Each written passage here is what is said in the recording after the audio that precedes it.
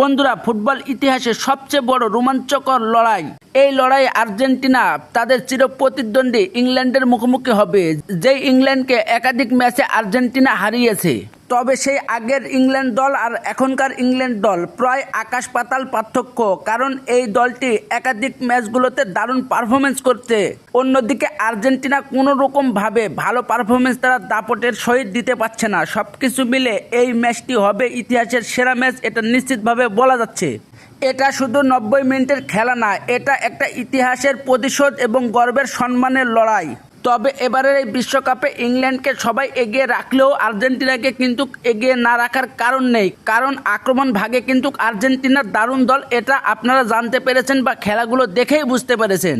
তবে ফাইনালে উঠতে হলে এই ম্যাচটিকে জিততেই হবে, এই কারণে এই ম্যাচকে একেবারেই হালকা করে নিচ্ছে না আর্জেন্টিনা ও ইংল্যান্ড।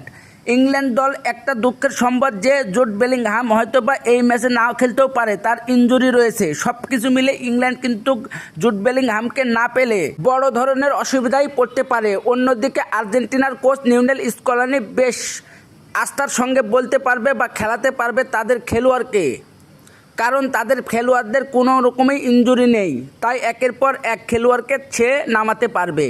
তো কোয়ার্টার ফাইনালের এই ম্যাচটি দুই দলের জন্যই অনেক গুরুত্বপূর্ণ ম্যাচ, আর বিশেষ করে কোয়ার্টার ফাইনালে আর্জেন্টিনার সঙ্গে কোনো রকমভাবেই ইংল্যান্ড পেরে ওঠে না। সেই জবাব কি দিতে পারবে এবার ইংল্যান্ড?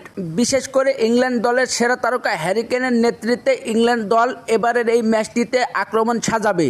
অন্যদিকে আর্জেন্টিনা এবং সারা বিশ্বের সর্বকালের সেরা খেলোয়াড় লিওনেল মেসির নেতৃত্বে আর্জেন্টিনা আক্রমণ ভাগ সামলাবে বা অ্যাটাক সামলাবে।